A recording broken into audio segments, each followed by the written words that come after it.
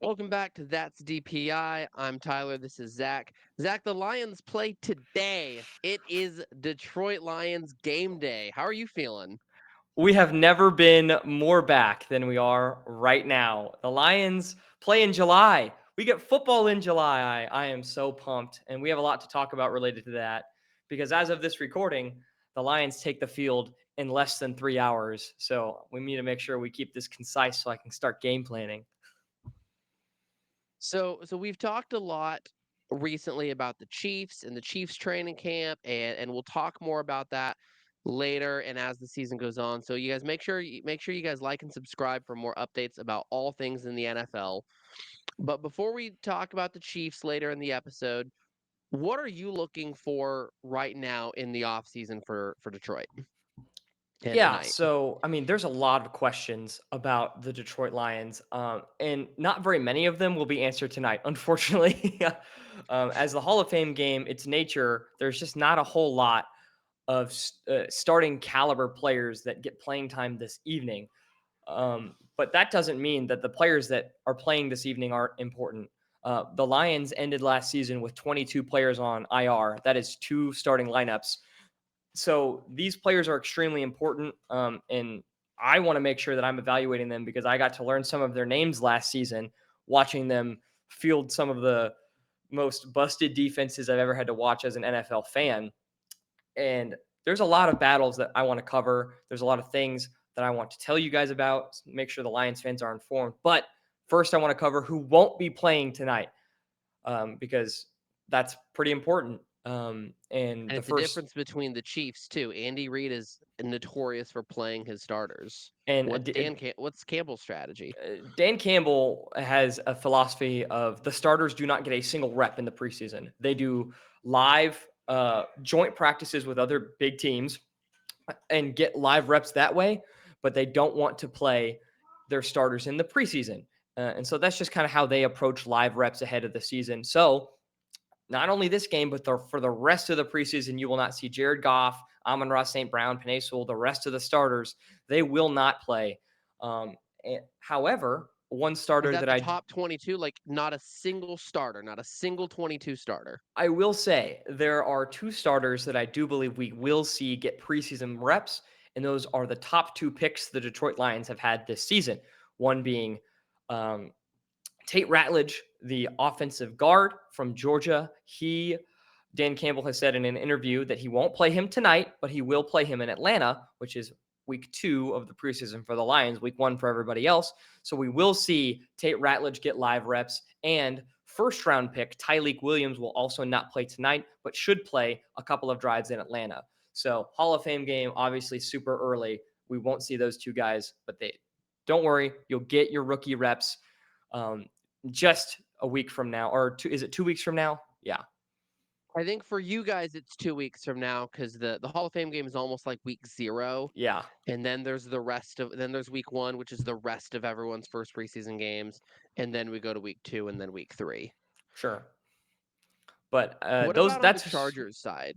We know that former number 3 overall draft pick is getting the reps tonight in Trey yeah, Lance. you gotta highlight a former top 5 pick playing in the preseason, especially in the Hall of Fame game.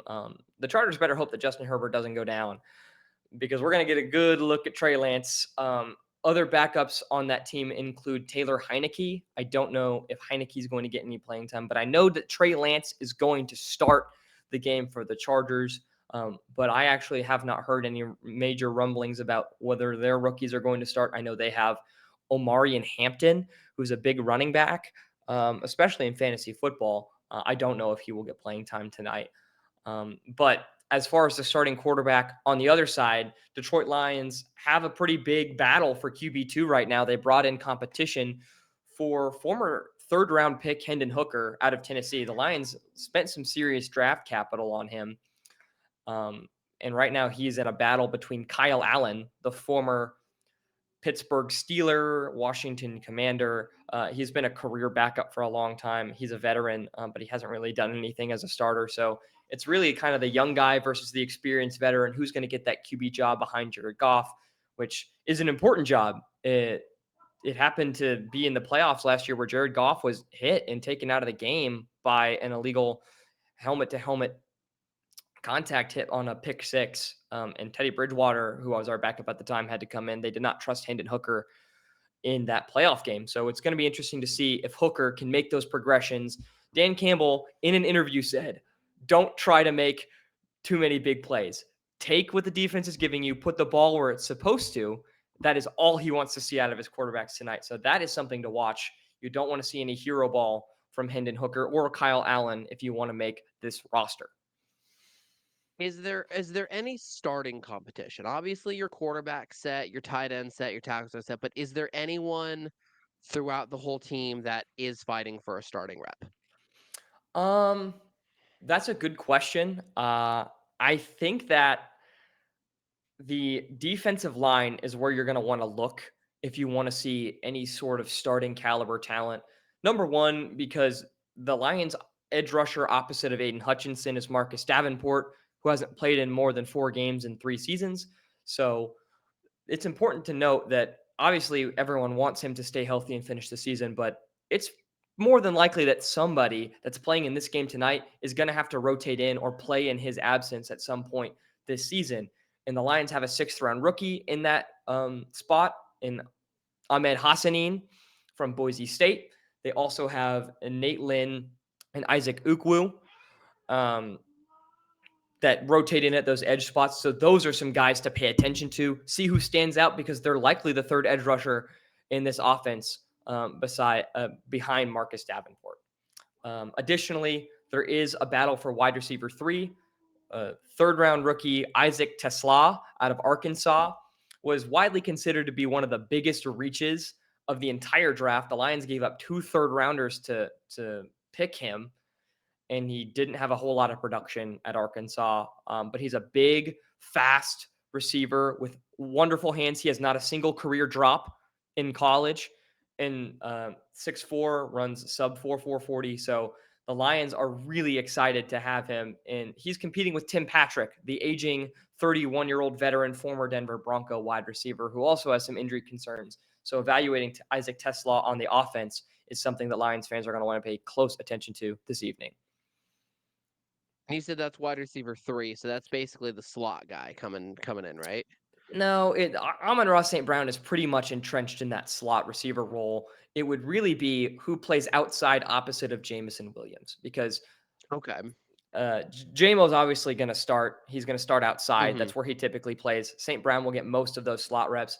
And Tim Patrick was the guy last year. So it's really, can Isaac Tesla improve enough throughout the preseason, make enough of an impact to maybe steal some of those Tim Patrick reps? And that's going to be tough because Patrick is in the spot where he is because he's so proven. He's got great hands. He's reliable. He's not going to get called upon very often, but when he does, the Lions need him to make a play. And so you have to prove that you can be consistent. And that's what Isaac Tesla is going to look to do starting tonight and going forward. And that was my next question. Is he going to play tonight with the other 2 rookies not playing till next week? We will see Tesla tonight still. Yes. The only rookies that Dan Campbell scratched for this evening in his press conference were the top 2 picks. Tesla needs the reps. He was not utilized very much in college, and the Lions need to get a good evaluation of him to see how they're going to play him starting week 1. Okay. You mentioned the defensive line. This doesn't pertain to the Lions, but it does pertain to the defensive line. We saw this week that Shamar Stewart has finally signed with the Cincinnati Bengals, ending that holdout. Do you have any thoughts on what's going down in Cincinnati? I know that's a big storyline right now. Do you remember who got their way? Because I thought it was the Cincinnati Bengals that ended up getting their way, right? I think there was a little bit of a compromise. I didn't look fully into the details, but I do think you are right. The Bengals got a little bit more of their way, considering Stewart was like, it's this way or nothing, and then they ended up shifting a little bit. Yeah, I know that it was we covered it at great length a couple of videos ago, but I believe that it was Stewart's camp that ultimately gave up more. The Bengals are trying to set a precedent for team rights and team control over guaranteed money, and I believe there were some clauses that allow them to void that money if Shamar Stewart does something incredibly bad that would cause the contract to be voided. It makes you think about what kind of players Cincinnati's bringing in if that's the thing they're concerned about with their first round pick. And we know that we've talked about their GM. We've talked about their contract issues with veterans and rookies. So Cincinnati can be thanking their lucky stars that contract dispute's over, regardless of who got more in the deal. Yeah. And their other defensive line has also reported now. He's still holding out for a new deal, but he has reported. Does Detroit have any holdouts still? I believe we have a hold in, and that would be Alex Anzalone. What do you mean hold in? He has a hamstring injury. And that's one of the easiest ones to just say that you have and just kind of nurse until you get a new contract. Alex Anzalone's deal is up after this season. He reported to training camp but was not practicing and had publicly admitted that he is in active negotiations for a new deal. He believes that he is drastically underpaid compared to other linebackers.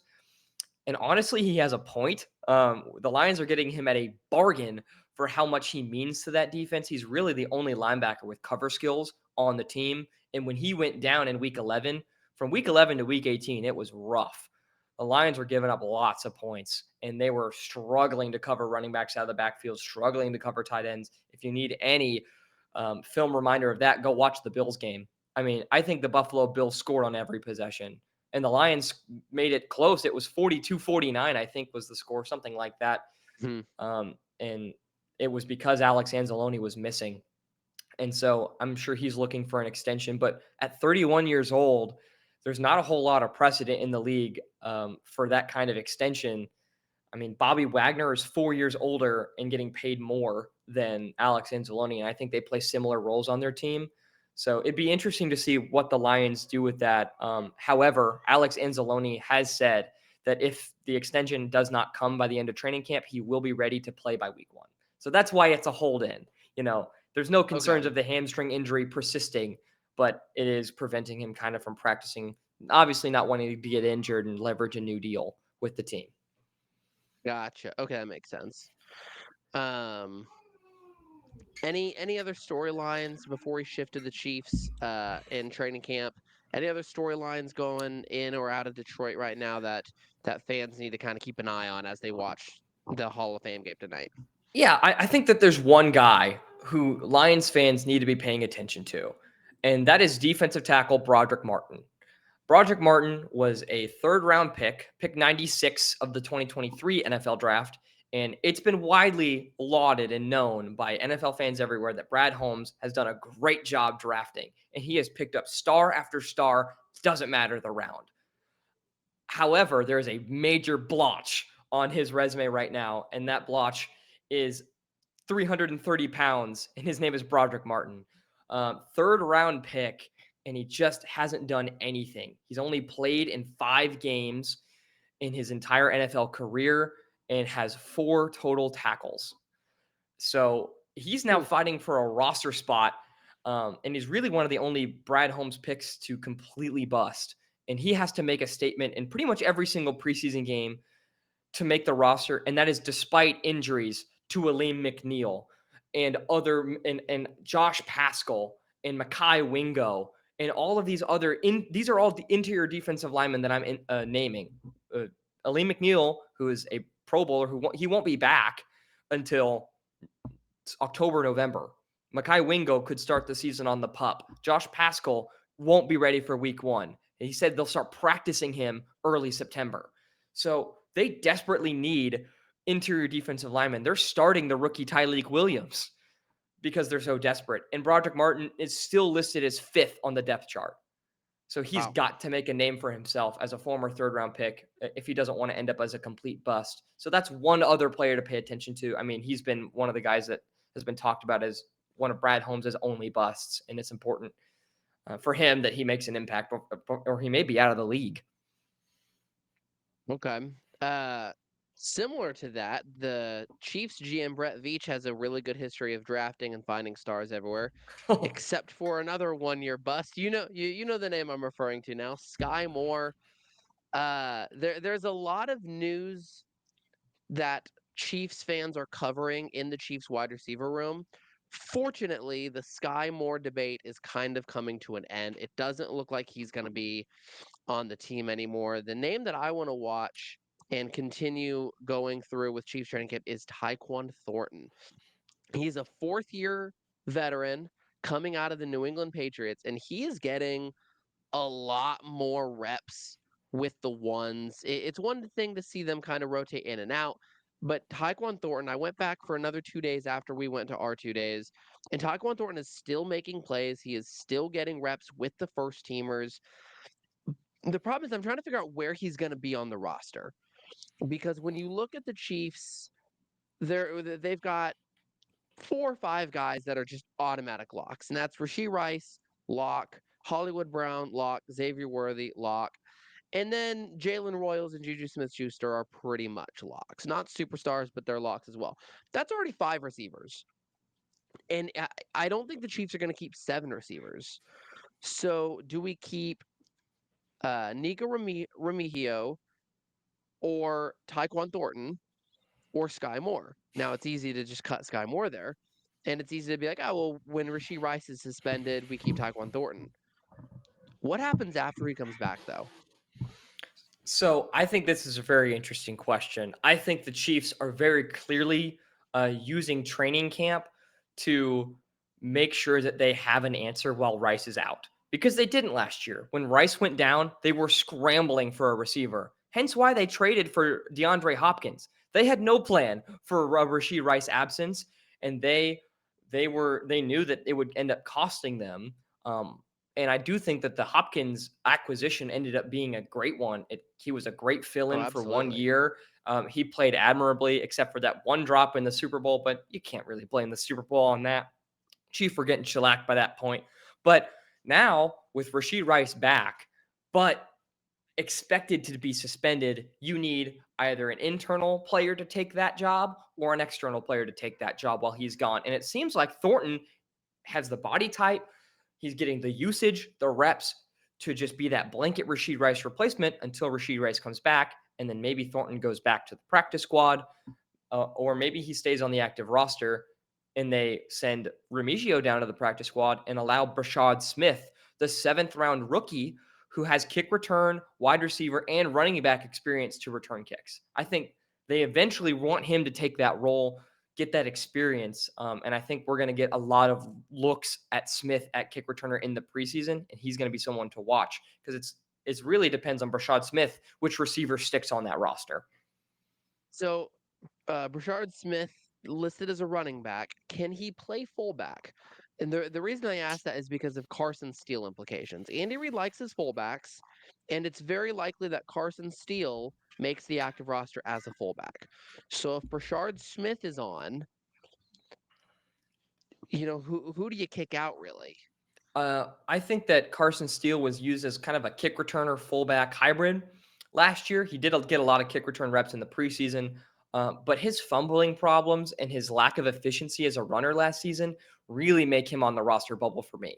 In my opinion, the guy more likely to make the roster over Carson Steele right now is Jake Brenningstool, the tight end, and he would rather be playing the fullback, kind of that H-back spot. Carson Steele gets to move to the practice squad, and then they keep Pacheco, Hunt, Mitchell, and Smith, the rookie, and Steele's the odd man out, especially because Steele, given a bunch of opportunities with Pacheco's injury last year, did not make the most of them.